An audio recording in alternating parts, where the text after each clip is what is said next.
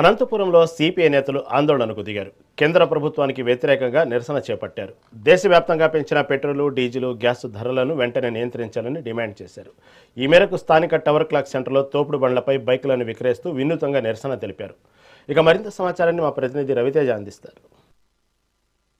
కూడా petrol diesel ధరను కేంద్ర ప్రభుత్వం పెంచిన ధరలను వెంటనే నియంత్రించాలని చెప్పేసి అనంతపురం నగరంలో సిపిఐ పార్టీ ఆధ్వర్యంలో పెద్ద ఎత్తున నిరసన కార్యక్రమం చేపట్టారు. ప్రత్యేకించి కూడా ద్విచక్ర వాహనాలని తోపుడు బండ్లపై పెట్టి కూడా ఊరేగిస్తున్నారు. అయితే ఏ ఒక్కరు కూడా సామాన్యులు బతికే పరిస్థితి లేకుండా వంట గ్యాస్ ధరలను కూడా పూర్తి స్థాయిలో పెంచారని దేశవ్యాప్తంగా కూడా 5 రాష్ట్రాల్లో ఎన్నికలు పూర్తయిన వెంటనే కేంద్ర ప్రభుత్వం తీసుకున్న ఈ నిర్ణయాన్ని తీవ్రంగా సిపిఐ పార్టీ నేతలు వ్యతిరేకిస్తున్నారు. చూడొచ్చు, అనంతపురం నగరంలోని టవర్ క్లాక్ సర్కిల్ వద్ద తోపుడు బండ్లపైన ద్విచక్ర వాహనాలు పెట్టుకొని అమ్ముతూ నిరసన కార్యక్రమం తెలియజేస్తున్నారు. అన్న చెప్పండి, ఈరోజు దేశవ్యాప్తంగా కూడా పెట్రోల్ డీజిల్ ధరలు అమాంతం పెంచేసిన పరిస్థితి ఉంది, దీన్ని ఎలా చూస్తాడు?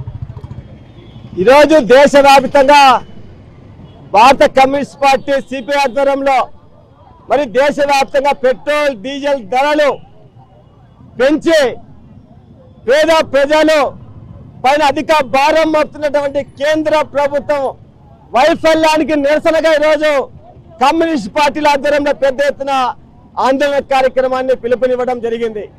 మరి 5 రాష్ట్రాల్లో ఎలక్షన్లు జరిగాయి.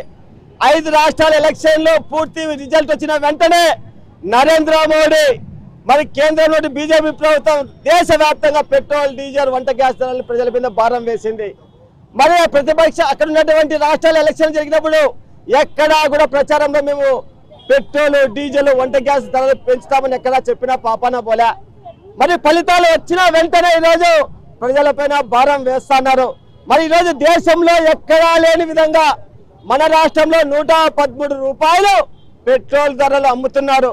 గుజరాత్ లో అమ్మడం లేదు, తమిళనాడులో అమ్మడం లేదు, పక్కనున్నటువంటి వర్షాలు అమ్మడం లేదు, పక్కనున్నటువంటి గోవా రాష్ట్రంలో అమ్మడం లేదు. మన రాష్ట్రంలోనే 113 రూపాయలు అమ్ముతుంటే మన రాష్ట్రానికి సంబంధించినటువంటి ముఖ్యమంత్రి గాని, ఉప ముఖ్యమంత్రి గాని, నారా లోకేష్ గాని మరి 3,500 నుంచి 4,000 కోట్ల రూపాయలు ఈరోజు ప్రజల మీద భారం పడతా అంటే ఏ మాత్రము మాట్లాడిన పాపాలు కనపడంలే. ఈరోజు పారిశ్రామిక రంగము, ట్రాన్స్పోర్ట్ రంగము, గ్రామీణ ప్రాంతాల్లో, రాష్ట్రంలో నగర ప్రాంతాల్లో ఆటో రంగము, అనేక రంగాల మీద మరి భారం పడతా ఉంటే ఈ రాష్ట్ర ప్రభుత్వం ఏమి చెల్లించిన పాపాన పోవడంలే. మీరు చెప్పండి, అసలు కేంద్రంలో మోడీ ప్రధానమంత్రిగా ఉన్న మోడీ ఇంధనాన్ని పొదుపుగా వాడుకోవాలని చెప్పేసి అధికారులు కావచ్చు, మంత్రులు కావచ్చు, ప్రభుత్వం ఉన్న వాళ్ళంతా కూడా ఇంధనాన్ని పొదుపుగా వాడుకోవాలి, ప్రజలు కూడా పొదుపుగా వాడుకోవాలని చెప్తున్నారు. మరోవైపు నిత్యావసర సరుకులు కావచ్చు, బంగారాన్ని, ఇతర కూడా పూర్తిగా వాడకండి, కొనకండి అని కూడా చెప్తున్నారు. ఏ విధంగా చూడొచ్చు? ప్రధానంగా నేను ఈ భారతదేశ చరిత్రలో అనేక మంది ప్రధానులు చూశాం. ఏ ప్రధాని నాయకత్వంలో ఇంత ఆర్థిక సంక్షోభం రాలేదు దేశంలో. నాకు తెలిసి నరేంద్ర మోడీ నాయకత్వంలో, ప్రధానిగా ఉన్నటువంటి నరేంద్ర మోడీ నాయకత్వంలో ఇప్పుడు సంక్షోభం వచ్చిందని చెప్పేసి ఆర్థిక సంక్షోభం వచ్చింది. నిజంగా ఈయనకి చేత కాలేదు కాబట్టే ఇవాళ బంగారు కొనొద్దని అంటున్నాడు.